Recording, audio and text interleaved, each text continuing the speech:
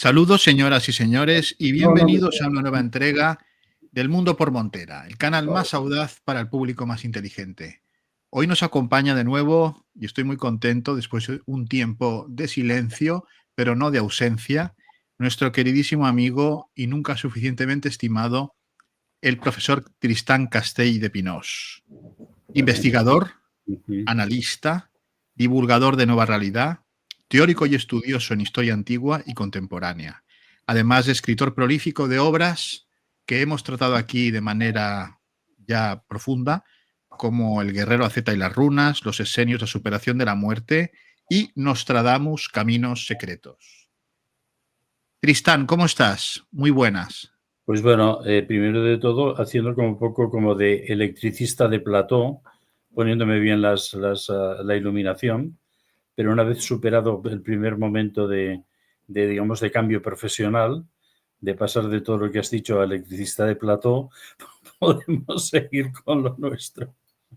Bueno, hay que Oye, decir que eres un hombre profundamente detallista, un esteta, y por lo tanto el tema de la estética no va muy relacionado con la ética, por lo tanto es algo que te preocupa y te ocupa. O sea que no es algo que nos extrañe, esto de que quieras salir impecable como siempre apareces en este canal y en otros en los que colaboras.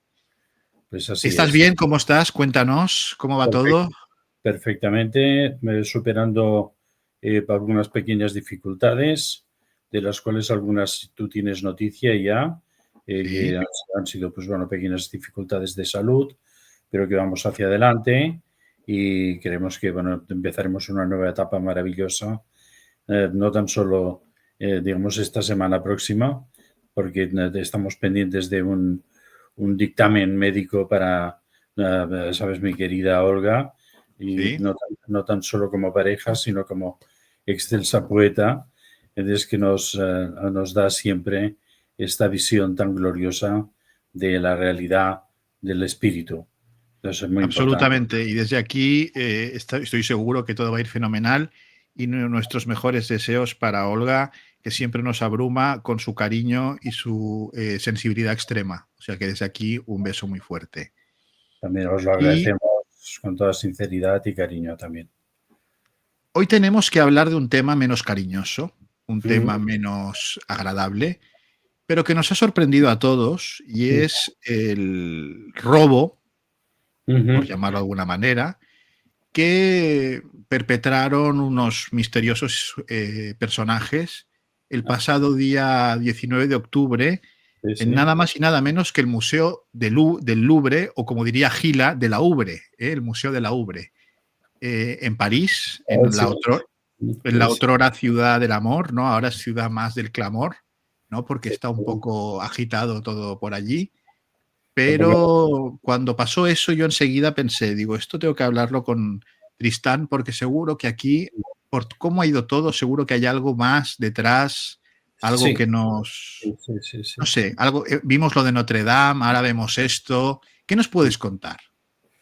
Sí, sí, yo desde el primer minuto sospeché que pasaba algo. Entonces yo a esta acción, digamos, de sustracción de estas piezas significativas, o sea, no es un robo en un Tiffany's, por decirlo de alguna forma, ¿no? Es algo que tiene una significación histórica, le llamo jaque mate al imperio. Claro, después venimos de un largo periodo de sistemática destrucción de los sistemas ético-morales en Francia, especialmente atacando a la base de todo lo que ha sido el cristianismo en nuestro país vecino, ¿no? Ya sabes que lo de Notre Dame hicimos también programas contigo. Sí, Yo fui muy activo con lo de los Juegos Olímpicos, también fui muy activo denunciando el ritual oscuro que se iba desarrollando en cada escena y ahora creo que estamos en otro capítulo de, digamos, esta especie de desgarramiento de la grandeur, si es que hace tiempo quizás ya desapareció, pero lo que quedaba de ella, lo poco que está quedando de ella, se está desgarrando y se está perdiendo. Y claro, ¿qué es lo que pasa aquí?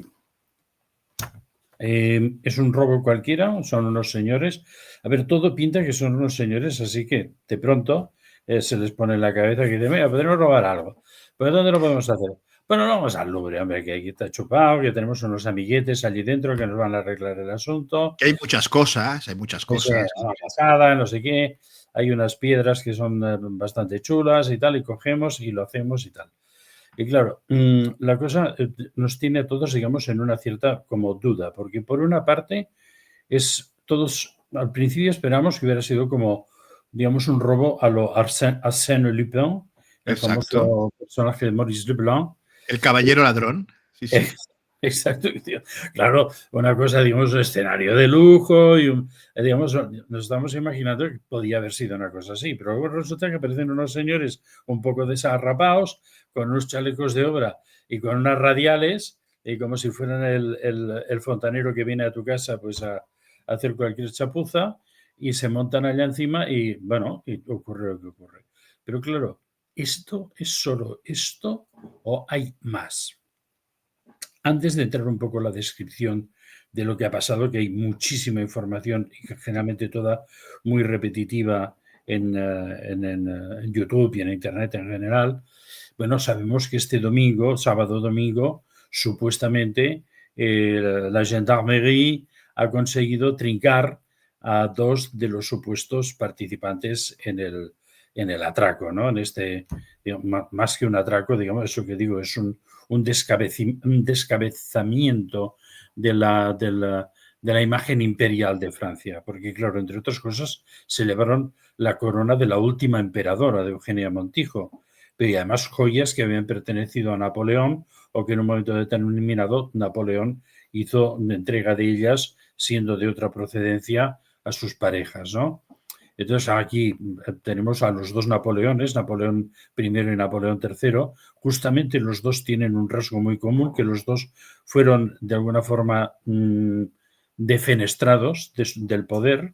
Los dos de alguna forma pasaron desde el momento imperial más brillante al exilio más absolutamente despenoso. Y estamos en una cosa en la cual están entrando, digamos, una serie de elementos que a mí me hacen dudar mucho que esto sea un simple robo. Después, si podemos, entraremos un poco también al análisis del por qué.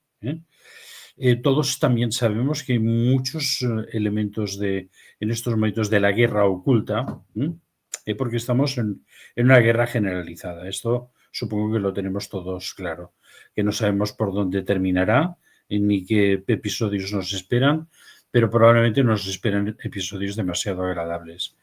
Y entonces, en este totus revolutum, en esta guerra oculta, pues pueden ocurrir muchísimas cosas y que no son aparentemente lo que vemos de una forma inmediata.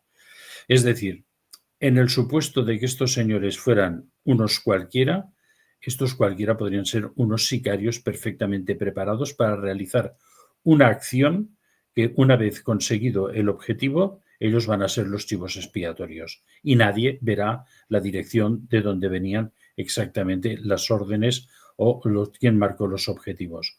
He de recordar aquí, y volviendo un poco al tema de Notre Dame, que todavía, después del tiempo que ha pasado, nadie ha desentrañado quién fue digamos, quién ordenó la destrucción de Notre Dame. Porque no pudo ser en ningún caso, y está perfectamente demostrado, que no se pudo prender fuego a la boiserie, a lo que llaman el bosque, ¿no? Aquella estructura maravillosa de roble antiguo que soportaba toda la cubierta de Notre Dame, no se podía haber prendido fuego como sé. Pero no vamos a entrar aquí porque esto lo hemos analizado en otros programas, pero todavía no sabemos quién fue el culpable. Igual que tantas cosas que han ocurrido, es decir, todavía no queda claro realmente quién mató a John Fitzgerald Kennedy después de haber desclasificado todo. Tampoco queda totalmente claro de dónde salió el tal. Pues bueno, pues aquí también podemos estar en una cosa de este tipo.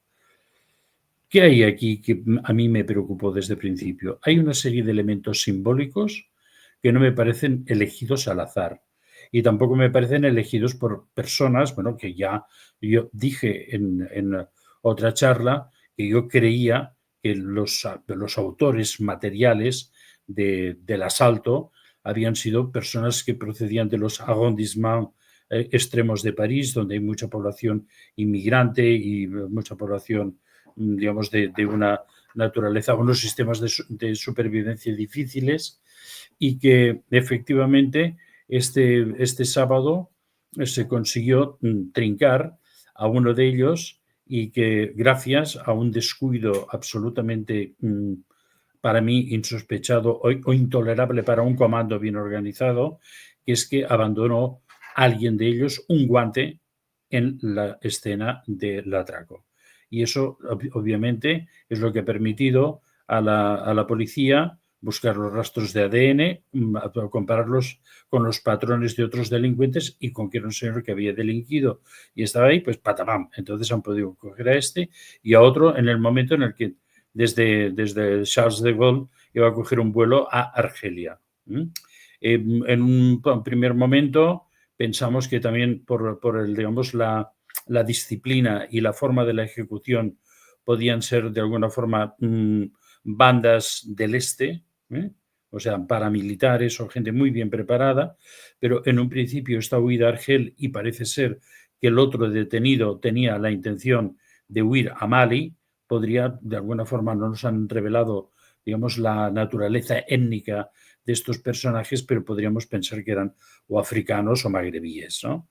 Y entonces, pues, aquí la cosa, pues, bueno, tampoco nos cuadra demasiado, y sin embargo, la ejecución de lo que hicieron fue una cosa absolutamente de comando, ¿eh? O sea, después entraremos, si es necesario, pero es la descripción del robo se ha realizado tantas veces que parece de alguna forma innecesario seguir detallándolo, pero hay algunos detalles que sí que me gustaría comentar. Pero veo esas cosas que digo, me parece un tanto rarito. Se comete el acto el día 19. Para todos los que están más o menos familiarizados con el mundo de la, numerología, iba a decir mineralogía, porque estamos hablando de joyas. Claro. Y van a aparecer zafiros y diamantes. Pero del mundo de la numerología saben que el número 19 en los arcanos mayores del tarot es el arcano del sol. Muy bien. Ese arcano del sol, número 19, domingo también, Sunday, día del sol, en un lugar que es la Galería Apolo. Sabemos que diversos, digamos, bloques de edificios del Louvre reciben nombres particulares, ¿no? Entonces es la Galería Apolo. Entonces, si yo voy al arcano número 19 del tarot, que es el sol, ¿qué es lo que veo? En las cartas Rider-Waite, para los que sean aficionados o conozcan bien el tarot, saben que lo que se ve es un niño en un caballo gris que viene, digamos, parece un renacido y que viene bajo un disco solar inmenso. Es el nuevo rey sol, porque Apolo, volvemos a la nomenclatura de la sala y volvemos a ver las relaciones que se van creando con todo esto. Es el dios solar que va cada 19 años, y por eso el arcano es el número 19, a Hiperbórea o a los países del norte a rejuvenecerse y vuelve como un chaval, como un niño. Y entonces es una forma de renacimiento constante.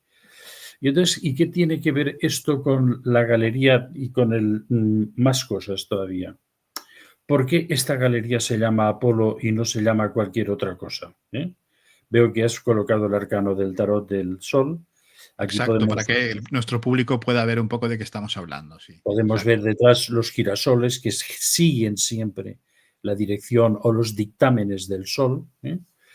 Y entonces, pues, ¿qué es lo que ocurre aquí? Esta galería, bueno, porque sabéis que el Louvre fue primero de todo era un castillo, sí. una zona militar con un aspecto absolutamente adusto, y fueron algunos reyes, especialmente Catalina de Medici, la que le dio el aspecto de civilizado, civil.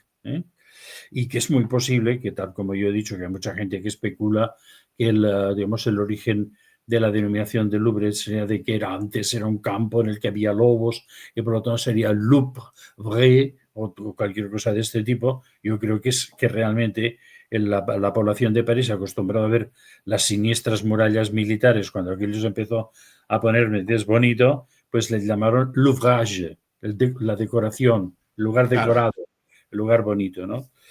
Y entonces esto fue Catalina de Medici, que además, bueno, protagonizó, aparte de ser una de las protagonistas de 2 de los capítulos de mi libro de Nostradamus, la relación muy, muy próxima entre Nostradamus y Catalina de Medici. Entonces, pues esta señora, que durante un tiempo fue regente, ahí en mi libro hay una explicación bastante detallada del tema, pues hubo las guerras de religión de aquel momento, protagonizó una de las represiones más violentas contra los hugonotes en París. Dicen que fueron asesinados 30.000 personas en un final de semana sangriento, y con lo cual quiero decir que un poco el primer pie que de este edificio lo mismo fue pintado de un color que no le tocaba, ¿no? Y empezamos. Demasiado carmesí, quizá, ¿no? Exacto, ¿no?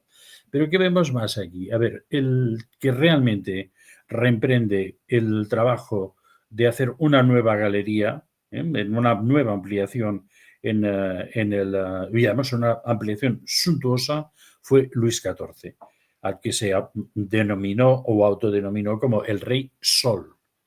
Volvemos a entrar en el punto. Él tenía como tal, como Rey Sol, tenía, digamos, como una especie de veneración absoluta a Apolo, de tal manera que él encargó a un personaje interesante de su corte, que era Charles Le Brun, que era un gran pintor, realmente un pintor extraordinario, que decorara esta sala, porque realmente él quería que esta se llamara Sala Apolo, y entonces Charles Le Brun empezó a pintar en el techo, digamos, el recorrido de Apolo o el dios Sol por los digamos, andurriales celestes, y entonces empezó a hacer una decoración importante, pero que fue de alguna forma detenida en tanto en cuanto Luis XIV preveyó o sostuvo como mayor interés para su vida abandonar Le Palais Royal en el centro de París y generar el gran complejo desde cero de Versalles. Entonces se llevó a Charles Le Brun allá y de alguna manera pues esto quedó parado. ¿Quién era Charles Le Brun y qué tiene otro elemento, otro escalón de decir, hay aquí detrás una mente pensante que no es un simple ladrón y que sí que ha querido ejecutar todo esto o que se ejecutara todo esto en un momento clave, en un momento significativo? Sabemos que en estos momentos entre la lucha política no existe solo, digamos, el pulso político o el pulso militar, sino que hay un pulso mágico muy importante detrás de todo lo que está ocurriendo. Y entonces esto puede ser un episodio más. Entonces yo voy avanzando a ver hasta dónde nos quedamos, ¿no? Y entonces, pues, este Charles Le Brun, que era un chavalito que empezó pues, a pintar fabulosamente, de tal forma que a los 11 años ya fue llevado a un taller de un gran pintor para que allí pues evolucionara y de su don, porque era un hombre no tan solo, digamos, un buen ejecutor, sino además extremadamente prolífico. Hizo muchísima obra, muchísimas decoraciones de palacios y de una obra muy importante, sobre todo en frescos, ¿no? Pero este chico fue de alguna forma captado por un personaje interesante, que era Nicolas Poussin. Nicolas Poussin es el pintor que, entre otras pinturas muy significativas, hizo ese famoso cuadro que se llama Le Berger de l'Arcadie, ¿no? Que son el famoso cuadro que supuestamente está detrás de todos los misterios de Rennes-le-Château. Y efectivamente, está detrás de todos los misterios de Rennes-le-Château. Y quiero decir que Nicolas Poussin fue un hombre, un alto iniciado, que conocía perfectamente muchas de las cosas que yo hablo en justamente el libro de Nostradamus que acabas de mostrar, ¿no? Y estos misterios de Rennes-le-Château, que quizás algún día podremos entrar y es muy laberíntico, pero que despierta y suscita un interés apasionado, entre ellos el mío, que te lleva muchísimos años detrás de esta historia, ¿qué podría haber ocurrido aquí? Es decir, que Charles Le Brun fuera de alguna forma iniciado y el propio lenguaje que hizo él en sus pinturas del Apolo ya son, digamos, como, ahora voy a hacer como una especie de redundancia, fue una apología del dios Sol, pero una apología del poder solar. ¿Eh? Porque todos hemos pensado que existen, digamos, dioses solares y dioses oscuros, ¿no? O se ha hablado siempre de la raza solar o las razas de la sombra. Y entonces aquí hay digamos, una apología de una visión del mundo y del universo y del futuro, que debería ser, de alguna forma, digamos, culminada cuando, después de muchos años de abandono, el Félix Dubin, que entonces arquitecto en 1850, que estaba a cargo de intentar terminar las cosas a medio hacer en el Louvre, entonces encargó a Eugène Delacroix que pintara el gran plafón central que Charles Le Brun no había podido pintar. ¿Y qué pinta justamente? ¿Qué mensaje deja Eugène Delacroix en ese medallón central? Es Apolo matando a la serpiente Pitón. Es decir, la raza solar contra la raza reptiliana. ¿Eh? Eso es algo que suena como un poco así un poco estruendoso, pero es lo que hay en este momento. Que, volviendo brevemente pues a la leyenda áurea de Apolo para poder significarnos un poco más y ver que aquí puede haber un engranaje que todavía no somos capaces de describir totalmente, pues bueno, sabéis que Apolo llega pues al santuario de Delfos, en las que había unas pitonisas que se llamaban así porque había una serpiente pitón que las tenía sojuzgadas allí de cualquier manera. Exacto. Y Apolo decía, bueno, pero con este bicho aquí, estas pobres mujeres que están haciendo. Entonces estaba Apolo, mata a la serpiente pitón y entonces las famosas pitonisas le dan el título de Delfi, ¿no? Y entonces lo convierten en su dios. Y entonces aquí vemos que hay este contrapunto de unas razas oscuras regidas por la serpiente o unas sectas oscuras regidas por la serpiente y unas razas solares que son contradictorias y que chocan, me parece que en este momento de contraste, digamos, de poderes políticos en el mundo, me parece muy en el día.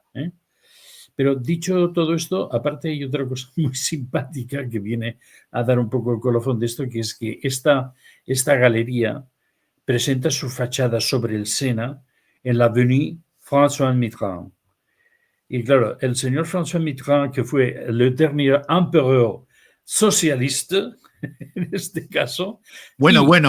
Socialista, pero que había estado con el mariscal Pétain, ¿eh? Con el mariscal Pétain. Cuidado, ¿eh? Con la orden de la Francisca, cuidado. Era un hombre muy poliédrico, por cierto. Muy poliédrico, tanto como los diamantes de las joyas. Ni más ni menos.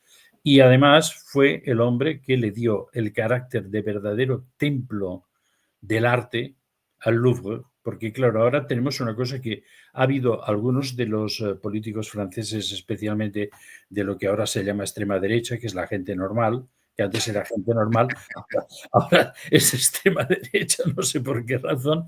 Y bueno, pues está Marine Le Pen, que sí que es muy extrema derecha, está también Joachim Murat, que es un descendiente de Napoleón, que ha dicho que el robo de las joyas napoleónicas del Louvre es tan grave como el incendio de Notre Dame. Y estoy absolutamente de acuerdo con él. Hay también algunos otros, Jordan Bardella, que es de Agrupación Nacional, que también es un hombre, digamos, que va a la reforma, a la limpieza de los fondos oscuros de la sociedad, que son muchos en estos momentos. Él ha dicho que esto es una insoportable para el prestigio de Francia, haber sufrido este tipo de, digamos, yo diría, agravio.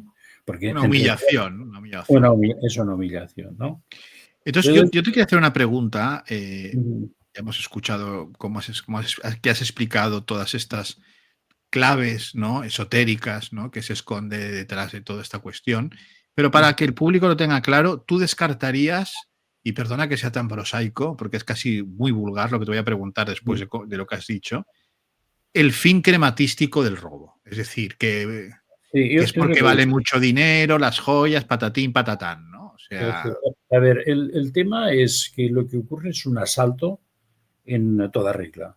sí, Llegan dos tíos en una moto, dos tíos con una furgoneta con una plataforma elevadora, domingo por la mañana, porque hay muy poco tránsito en la RIF, porque estas RIF, tanto la gauche como la droite de París, toda esta zona, lleva un tráfico de los días laborables sin misericordia. Pero sí. un domingo por la mañana está prácticamente vacío. Y entonces sí, alguno de los vídeos ha demostrado que pasaron coches y alguno ha ralentizado para observar la situación porque era una cosa totalmente rara en domingo, que se hicieran unas obras y una plataforma elevadora se lleva hasta el balcón de la que está sobre la avenida François Mitterrand. Entonces suben los tíos. Yo todavía no he visto en los vídeos que han captado supuestamente algún espectador que despistado que estaba por la galería Apolo, en el momento que esta gente entra, yo solo he visto dos tíos con radiales, pero pegándole directamente a las vitrinas y abriendo las vitrinas. Entonces, claro, aquí es lo que ha pasado ahí? Y dices, bueno, ¿y estos tíos cómo han entrado ahí? ¿Qué seguridad había? O sea, Claro. ¿qué protección había en el museo? Entonces, primera pregunta que yo me hago. ¿Por qué la cámara de videovigilancia que bañaba justamente esta fachada y el lugar que era, digamos, vulnerable, que era el balcón, se ha encontrado, después la policía la ha encontrado direccionada a una dirección mirando, digamos, a A donde Cuenca, a Cuenca. directamente? ¿Me entiendes? Eso, número uno. Esto, para mí, ya es un vestigio claro de previa manipulación. Dos, esta ventana, según dicen, porque claro, ha habido un revuelo absoluto y cuestionando las... A ver, la realidad es que la sûreté del museo es, digamos, más que cuestionable. Hay muchas cosas que están muy obsoletas. Y eso no lo digo yo, eso lo ha dicho muchísima gente, ¿no? Y bueno, mucho personal que trabaja en el interior del Louvre, ¿no? Y entonces, resulta que hace un mes, casualmente, los sensores que estaban conectados a este balcón empezaron a disparar la alarma aleatoriamente. Y entonces, vamos a desconectar la alarma, vamos a desconectar la alarma. No, la volvían a conectar y se volvía a disparar. ¿Qué vamos a hacer aquí? No se les ocurre otra cosa que, en lugar de llamar a una empresa de seguridad que reformen el sistema de detección de cualquier tipo digamos, de presión sobre los vidrios o sobre la madera de este balcón, pues bueno, que volviera a estar restituida la alarma. En lugar de eso, lo que hacen es quitar la alarma para que no moleste. Segundo punto.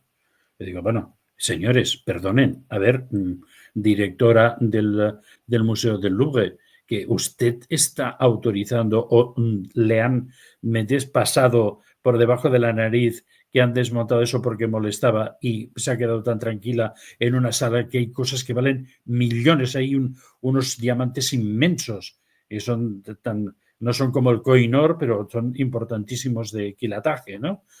Entonces, es decir, bueno, esto ya es, ¿me entiendes? No se puede entender. Lo segundo que no puedo entender es que llegan unos tíos, suben arriba con una radial, ¿me entiendes o no? Pero seguramente con unos discos especialmente adiamantados para cortar vidrio, etcétera, etcétera, etcétera. Cortan los vidrios, se meten dentro con pasamontañas. Es decir, si hay alguien en la sala en aquel momento y entran unos tíos por el balcón con pasamontañas, eso dispara inmediatamente todas las alertas, la policía, el ejército, A la todos, flota aérea, lo claro. que quieras. ¿Por qué no se dispara? Hay algunos que dicen, no, es que nos amenazaron con las radiales. Pero si no tuvieron tiempo de amenazar a nadie estos tíos, porque estos tíos entran por el balcón, se ponen delante de las vitrinas y al trabajo, como unos currantes de verdad. Y entonces, otra cosa que yo no entiendo.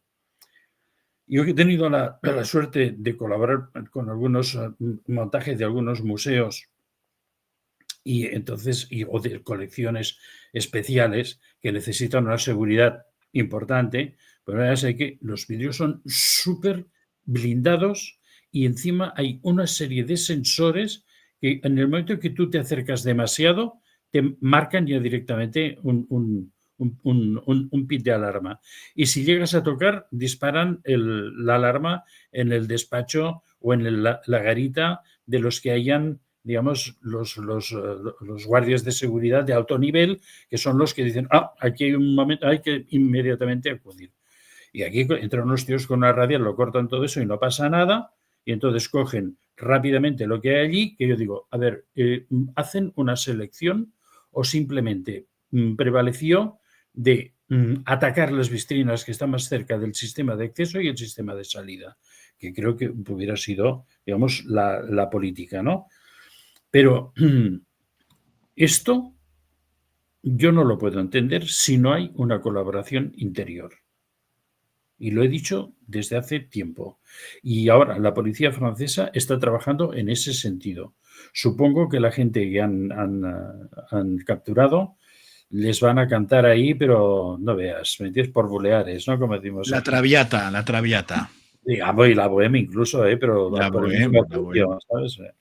Y entonces voy a decir, y claro, esta gente cogen esto, salen disparados sin que pase nadie más. Hay un vídeo que capta alguien desde dentro en el que se ve cómo están bajando con la plataforma y entonces, y nada más. Pero se ve incluso que algún coche en ese momento para, o sea, reduce la velocidad, no pasa mucho tráfico, pero uno de los que pasa para y dice, ¿qué está pasando? ¿Sabes? Una extrañeza.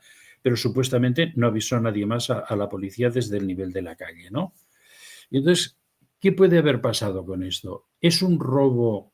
Porque, claro, estamos hablando de que hay pues coronas y tal que tienen 1.400 diamantes. Yo, con tu permiso, Tristán, Mm. y para que nuestro público sepa de qué piezas hablamos, voy a Sí, poner unas pequeñas imágenes de lo que ha sí, sí, desaparecido, sí, ¿no? Para que la gente, para que lo podamos ver. sí, sí. Porque son piezas realmente que no son, no es un Diademas, anillito, ¿no? no sé, Exacto. no, es espectacular.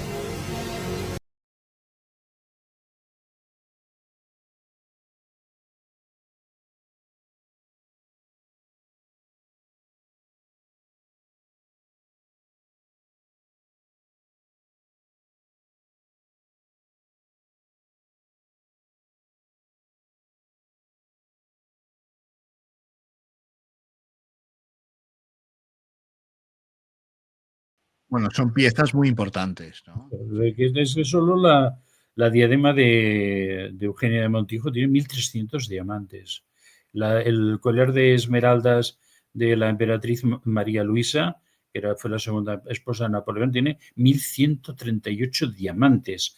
Y no entro en todas las demás piezas. Hay una cantidad de diamantes, generalmente, claro, algunos de tamaño pequeño, porque hay diademas con esmeraldas, con zafiros, hay piedras preciosas, y perlas importantes también. Entonces, pero claro, ¿tú qué vas a hacer con esto? O esto va a un coleccionista privado que está en cualquier parte de, tiene un búnker en, yo qué sé, en Islandia, y entonces tiene allí todos sus tesoros y que quiere tener eso, o estás ejecutando un castigo al gobierno francés o sea, y a la imagen de Francia. ¿Mm? Porque aquí vamos a ver otra cosa que es muy importante. El presidente francés, acompañado de la momia de Brigitte I, ¿entiendes? No se ha cansado de constantemente insultar a Rusia, insultar a los países europeos que tienen una posición moderada o pacífica delante pues, de todo este follón, esta guerra brutal de Ucrania. Ya no hablemos de todas las otras guerras, que lo de Gaza, no vamos a hablar de nada de todo esto. Y claro, hay, esto merecería un ajuste de cuentas. Y entonces, si yo fuera un político extraordinariamente sagaz, prudente y de altura auténticamente histórica como es Putin, nos guste o no nos guste Putin. Pero lo que es cierto es que seguramente Pedro Sánchez no pasará a la historia, pero quizás sí por algunos motivos que renuncio aquí a enumerar, pero Putin es un hombre que pasará a la historia. Lo mismo pasa en la historia como Hitler o como Stalin, pero pasa a la historia. Un hombre, digamos, con ese temperamento histórico sería capaz de ordenar un ajuste de cuentas, un avergonzamiento, ¿me entiendes?, de ese hombre que constantemente ha estado clamando por la guerra y por la guerra y por la guerra. Sí, el poner a su enemigo en la picota, en ponerlo en la picota para que le tiren tomates. Sí, sí. Eso, claro. Es decir, se merecería que le hubiera ocurrido algo de este tipo, ¿no? También hay otra cosa muy importante. Francia es el país por excelencia de las sociedades secretas. Sí. O sea que desde la noche de los tiempos, precisamente desde Luis XIV, por ejemplo, o desde la misma Catalina de Medici, ha habido, digamos, un crecimiento y excrecencias muy oscuras y otras que pretenden ser más luminosas, pero Francia ha sido el país, digamos, de la espiritualidad secreta, vamos a llamarlo de esta manera.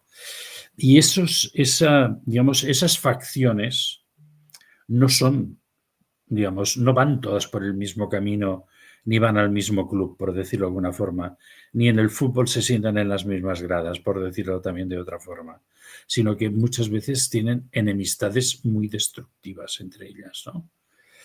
Y entonces aquí hay algo que son, o una de dos, o alguien ha cogido eso para dejar claro de que eso ya no os pertenece, o cuando robo la corona decapito a quien la tiene sobre su sien ahora.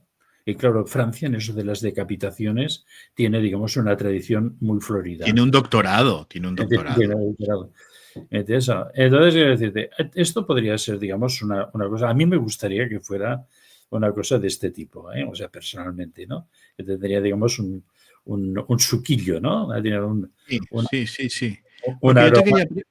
yo te quería preguntar, las joyas Sí, en el sí, mundo. vamos a Sí, vamos a eso, ¿no? Pero las joyas, cuéntanos un poco, porque las joyas no son meros adornos, ¿no? Y bueno, meros, no sé, bueno, como ponerte, yo qué sé, un sombrero en un momento dado, ¿no? Las joyas tienen una, sí. y más de metales preciosos, etcétera, ¿no?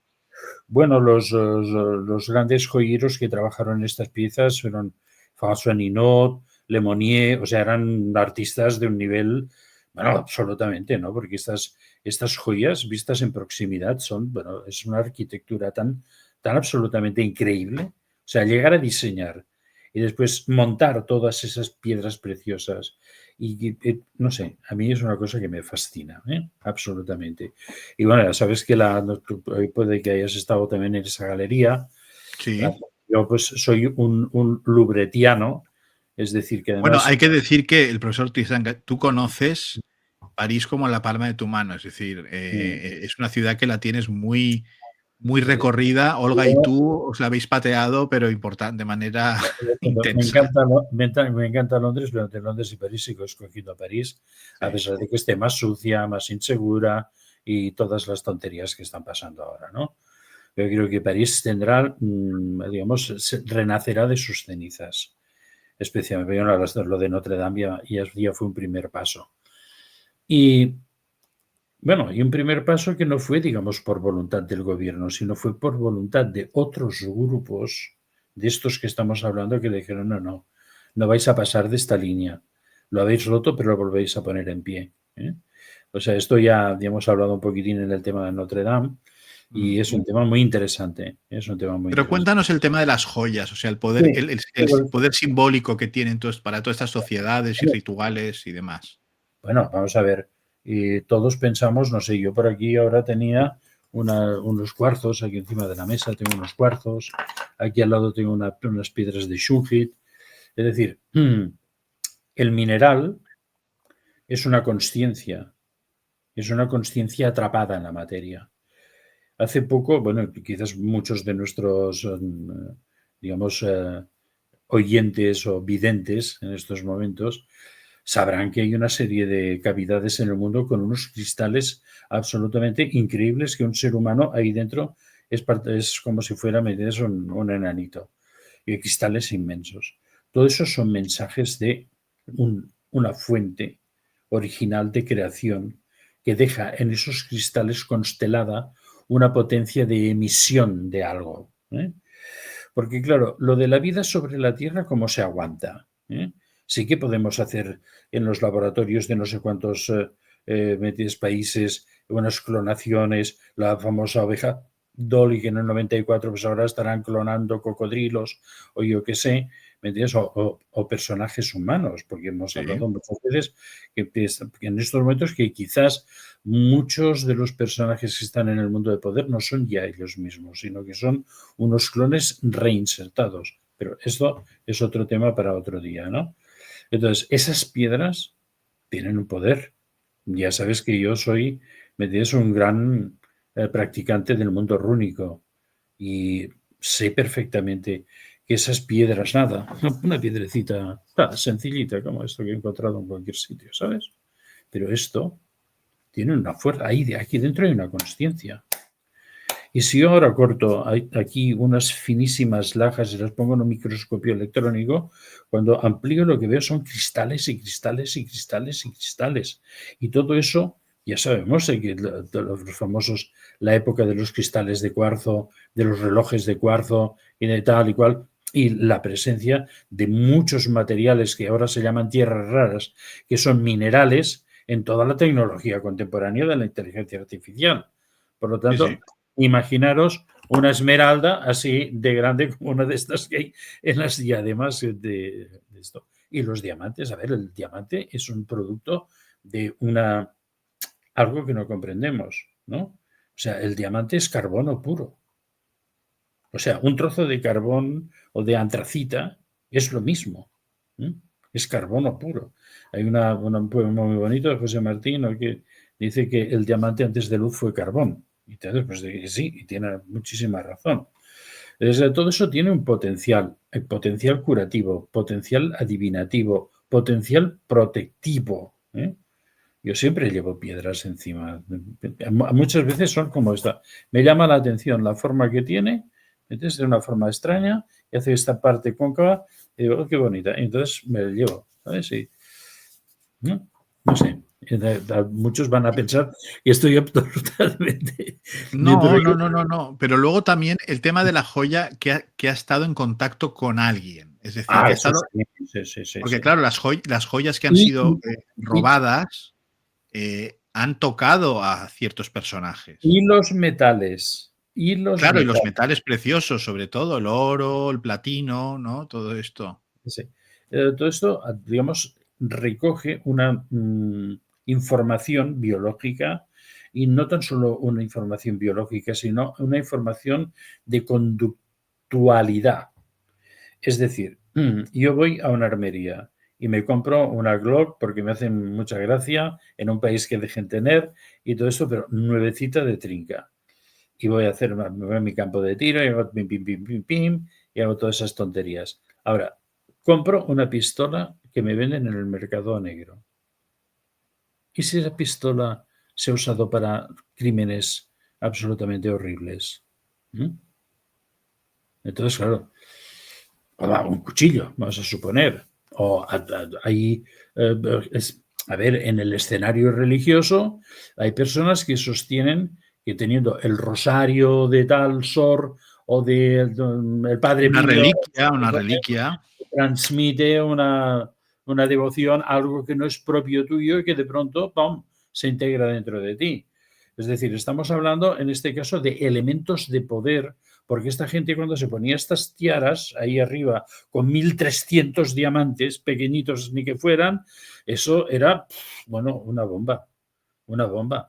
A ver, Eugenia de Montijo murió con casi 100 años, con 90, me parece que en 94 o 95 años. Tuvo una vida súper longeva y absolutamente accidentada. O sea, porque es una mujer que le pasó de todo. Después del exilio, la muerte de Napoleón III, la muerte de su hijo sirviendo en las tropas inglesas en Kenia o en un sitio contra los zulúes. Es decir, a ver, una persona con mucha actividad dolorosa en su vida, ¿no? Y entonces, claro, yo me parece que son 94 años, ¿no? Sí es cierto y que todos, bueno, esos grandes diamantes como el Hortensia o el Regency que hay en el Sanssouci, creo que es el mayor, que están justamente en unas vitrinas más allá de las vulneradas por estos señores del chaleco amarillo, pues entonces, pues, claro, esto tiene un potencial absolutamente tremendo. ¿Cómo se puede esto realmente comprobar? Sí, se puede comprobar. Utilizando muy sencillamente pues, las cámaras Kirlian, por ejemplo, o cámaras de rastreo térmico, se puede ver que si tú sostienes una piedra, como por ejemplo está en la mano, y antes me hubieran tomado a mí una señal, ¿me entiendes? Ni que fuera de temperatura, veríamos que la piedra está de alguna forma emitiendo otra señal diferente que se acopla a mi sistema biológico. Y por lo tanto, esa significación, aparte de la significación histórica, porque claro, Napoleón I, en el momento que le pone la corona de no sé qué a Josephine y él se pone la corona aquella de laurel, aquí es un momento de la historia absolutamente rompedor. ¿Me ves? Claro. Y podemos pensar en 1000 otras historias, ¿no? Entonces, quiero decir, esto tiene una significación muy importante y que esto pudiera pasar a mano de alguienes que pudieran de alguna forma reactivar eso como poder, no sé si lo pilláis esto, ¿me entiendes? También podría ser muy importante. Claro, el momento que estamos viviendo es un momento amenazante, con un aparatito que va volando por aquí encima, que dicen que no sé qué pasará, que lo mismo es una proyección holográfica, o lo mismo no, o no sé qué, de la amenaza constante de más guerra, de más guerra, de más guerra, de más guerra, de más guerra, y todo el mundo a más guerra, parece que nos hemos vuelto todos locos, o debemos estar todos locos ya. Pues claro, a ver, ¿debe haber alguien interesado en parar todo esto o no? Todos los seres humanos son malos hasta no poder soportar, ¿me entiendes?, la contemplación de la maldad como lo estamos viendo ahora, o hay gente que de alguna forma está en un trabajo constante para impedir que esto vaya a peor. Y en este sentido, aquí podríamos relacionar una cosa con otra, pero claro, no deja de ser un poco a lo Arsène Lupin, ¿no? Un poco idealista. Sí. ¿Qué puede pasar con las joyas y tal? Que todo el mundo ahora está aterrorizado. Otra versión 2, que creo que sería la buena, es que esta gente, si son realmente unos chorizos, y ahora que están en un mal momento, que los han trincado, y si los tienen y los saben dónde está, y no lo han entregado a terceras personas, porque la policía francesa, en los interrogatorios, por lo que yo he pillado, lo primero que les están machacando es quién os pagó el trabajo. Esto es lo primero. Pero la policía francesa no se cree que estos tíos vayan. ¿Por qué? Porque, claro, todas esas piedras preciosas tienen un valor implícito histórico. Es decir, claro, eso vale 100 millones, vamos a suponer, en un mercado, vamos a suponer, de arte oscuro, una deep web de circulación de materiales de este tipo, o puede valer más, pero si tú vas quitando, lo desmontas todo y vas vendiendo piedrecita a piedrecita, hombre, claro que te darás un pastón, porque sí, claro, si hay 4.000 o 5.000 diamantes ahí, pues bueno, para conseguir 5.000 diamantes tampoco es nada fácil. Y zafiros, esmeraldas y no sé qué, tampoco es nada fácil. Pero es que el precio, ¡pum!, cae de golpe. No es lo mismo, sin Claro. duda. Entonces nos encontramos ante un escenario que es un poquitín esdrújulo. A mí, por esas señales, porque, no sé, quizás muchos de vosotros os pasará, que a veces veis cosas que no tienen una congruencia con vuestro tiempo y vuestra vida, pero veis que es una señal. Y al cabo de un tiempo comprobáis que esta señal, ¡paf!, ha avanzado un hecho. Y entonces a mí, cuando veo estas señales, ¿sabes?, de conjunción de cosas, ¿no? Esa cosa, ¿me entiendes? El Apolo, la sala Apolo, el 19, el tal, el tarot, el tal, no sé qué, no sé cuántos, no sé qué. Entonces, el François Mitterrand fue un hombre absolutamente misterioso. Fue el que convirtió realmente el Louvre en un templo del arte.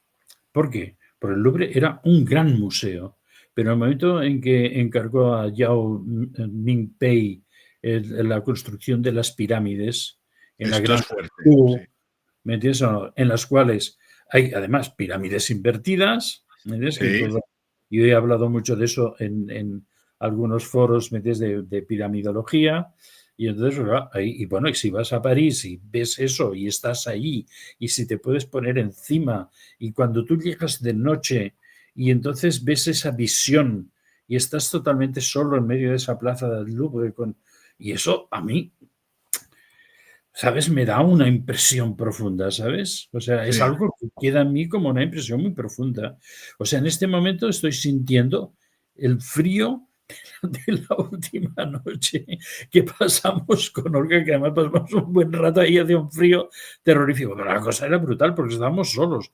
Ahora no sé si me atrevería a ir al París del desorden, me entiendes, a hacer estos viajes nocturnos solos por la plaza del Louvre, ¿no? Esto por una parte. Y entonces eso ya sacralizó ese espacio y elevó ese espacio de gran museo del arte, que podría ser el Hermitage o podría ser, yo sé, la Tate Gallery, vamos a suponer que no, la Tate Gallery no me gusta tanto, pero quiero decirte, eleva el espacio a un concepto espiritual, porque al fin y al cabo, la visión de una pirámide a todos nosotros nos da una cierta impresión de sacralidad. El Egipto antiguo fue o no fue, ¿me entiendes? Un monumento funerario, fue una gran máquina, sea lo que sea, es una representación sacralizante, apabullante, además, ¿no? Entonces, desde la pirámide ya nos transmite un elemento, no tan solo por geometría, y recordemos una cosa que es muy importante, que al fin y al cabo la pirámide es un cristal, tal como lo concibió este arquitecto chino-americano. ¿eh? Y por lo tanto estamos también un poco dentro del juego de la cristalografía y todas estas historias. ¿no? En lo de Eugenia de Montijo, hay mucha gente que se ha fijado en ella. Obviamente fue una mujer importante y tuvo, digamos, bueno, y fue hija de Cipriano Palafox, metis militar y masón que se alineó con José Bonaparte. Había un feeling ahí, había un feeling conductor de esa familia hacia los Bonaparte, porque claro, Napoleón III era sobrino de Napoleón. Es decir, ahí en ese momento hubo un feeling. La aproximación de Prosper Mérimée a España, que era un entusiasta de España, y en esa familia en Granada, que había fiestas y encuentros culturales, él aparece y entonces es el que mantiene una relación con las hermanas, no sé si una relación demasiado próxima, por decirlo de alguna manera, o con otras personalidades femeninas de la familia. Y entonces, pero él es el que ahí recibe dicen que de la propia Eugenia, el relato de los amores de esa mujer, y entonces lo transmitirá, ¿me entiendes?, a su novela Carmen, de la cual Bizet hará pues una ópera. La ópera.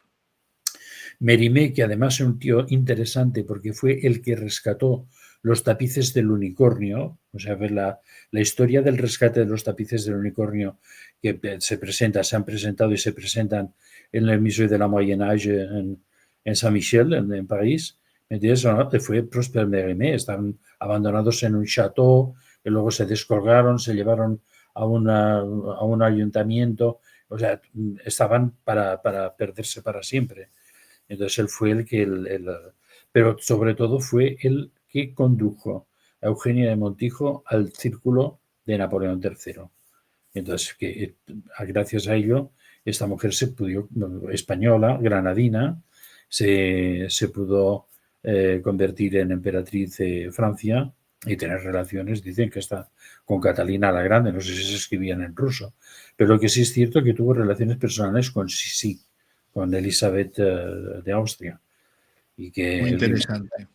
convivieron un tiempo final de sus vidas en Biarritz, que fue donde Eugenia de Montijo hizo, digamos, una colonia especial de veraneantes de muchísimo nivel. Biarritz, un sitio muy interesante también. Biarritz es un sitio muy peculiar, muy peculiar. Sí, sí. pero sobre todo lo que hablábamos antes, ¿no? De que estas joyas, aparte de su valor material, ¿no? Claro, al haber estado en contacto, ¿no? Pues con este tipo de personajes, adquieren una relevancia que para este tipo de gentes metidas en estas cuestiones de esoterismo y demás, pues no son peccata minuta. Sí, sí. No son peccata minuta. Bueno, no sé, la experiencia dicen que es la madre de la ciencia, ¿no? Muchísimos joyeros saben mucho de todo esto, joyeros de alto nivel, ¿eh? Entonces, es decir, son alquimistas, ¿eh? O sea, es una rama de la alquimia, digamos, que se conserva simplemente por el ansia de lujo de la gente adinerada, ¿no? Pero quiero decir, es la transformación del mineral en algo que pueda incluso superar su propia capacidad de cristalización. Porque tú coges una macla, tú sabes que aquí en casa hay dos o tres maclas de cuarzo espectaculares, muy grandes. Y tú vas mirando cristal por cristal, son todos hermanos, conviven en la misma macla, no hay ninguno que sea igual.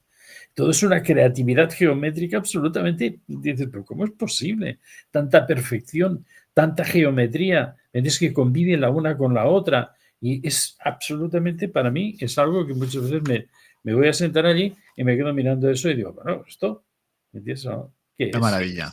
Sí, sí. Muchísimas gracias, querido Tristán, por tus explicaciones, siempre fascinantes sobre temas que parecen, bueno, pues mira, ha sido un robo, como ha habido tantos, ¿no? Y como hay tantos en este mundo de inseguridad y de caos. Pero qué bueno, detrás pueden haber cosas que a simple vista no son tan evidentes ni tan prosaicas, ¿no? O sea, eh, además es que es una cosa absolutamente chocante que a plena luz del día pues pudieran hacer algo como lo que nos han contado, ¿no? Es como una cosa... Tiene un cierto sentido para los que conocemos la circulación en París o la hemos sufrido, que si quieres hacer una cosa rara de este tipo, el domingo por la mañana y en el Louvre, que entre 9 y 9 y media, que es cuando accede el público, era el momento ideal. Y después el momento ideal para la huida. Ya se prepararon con motos porque en previsión de que el tráfico se pudiera de alguna forma, y más fácil quizás de eludir las cámaras de videovigilancia, etcétera, etcétera, etcétera, etcétera. Muy bien, Pero yo creo que eso nunca sabremos lo que es. Y si desaparecen estas joyas, tampoco sabremos nunca dónde están. desde luego. Bueno, hay que tener en cuenta una cosa, que fue la Gioconda fue robada en 1911 y hasta 1914 no pudo volver al Louvre. O sea que estuvo ahí 3 años dando vueltas por el mundo tan tranquilas. Y bueno, y que hay una pintura de Camille Corot, que fue el creador de la escuela naturalista de Barbizon, que le tocaría estar en el Quai d'Orsay, que es donde está los de Gustave Courbet, y los otros naturalistas, que fue robada del Louvre y no ha aparecido nunca más. Me parece en Nunca más se supo. Nunca más se supo. 1948, que también robar una pintura de Camille Corot es muy, muy técnico, o sea, Hay que ir muy con la idea, hay que ir con las ideas claras, sí, sí, ciertamente. es cierto, es cierto. Querido Tristan, mil gracias y no te puedo despedir sin recordar a nuestro público. Yo lo he vuelto a leer otra vez porque es un libro que me estoy refiriendo al magnífico libro del profesor Tristán Casi de Pinós, que es Nostradamus, Caminos Secretos. Es un libro poliédrico también, es decir, son varios capítulos, pero cada uno tiene su enjundia y que se puede leer muy, muy cómodamente por partes, pero también yo creo que para tener una idea completa de lo que has de esta obra tuya, vale la pena darle una segunda relectura porque encuentras puntos, como muy bien has comentado antes, hablas de personajes históricos que yo creo que vale la pena profundizar y recomendar a toda nuestra audiencia que se haga con un ejemplar de este magnífico libro y lo pueden hacer muy fácilmente, lo pueden hacer a través del enlace y los datos que vamos a poner en la descripción de este programa. Pueden contactar directamente con el profesor Tristán Casti de Pinós y con Olga, su mujer, y les harán llegar un magnífico ejemplar de este libro dedicado de puño y letra, sin diamantes, pero el diamante en este caso son en versión papel, que también tiene su coña, más El hoy en diamante día en el del que nos salón. obligan a leer en digital y yo me niego, ¿eh? Yo creo que como un libro en papel no se puede Sí, comparar. sí, El papel es imbatible, ¿o no, sí, sí, Tristán? sí. Uf, uf, uf, uf. El sonido de las hojas de papel, el tacto. Ya Claro. sabes que tenemos aquí libros de todo tipo, pero tengo libros antiguos que de cuando en cuando los cojo solo por tocar, ¿sabes? O por oír, ¿sabes? O como, ¿sabes? O como cerrar y oír el plop, esa nota, ¿no? Cada libro tiene una nota, ¿sabes?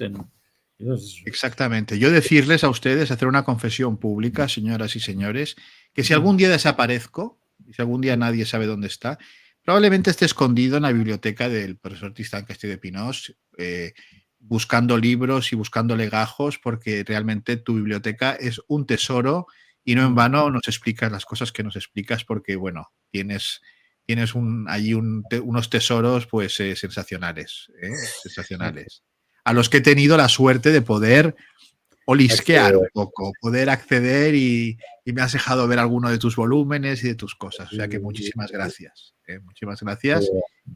Y lo dicho, por favor, miren ustedes en la descripción de este programa y encontrarán el enlace y los datos para poder hacerse con un ejemplar de Nostradamus, Caminos Secretos. Un libro fenomenal con unas fotos también súper interesantes, inéditas, porque son obra tuya y se nota, se Bueno, nota, quiero decir, ahora como colofón, si me permites, por que supuesto.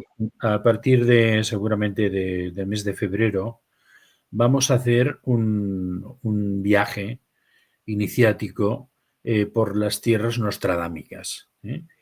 Pero por las tierras nostradámicas secretas.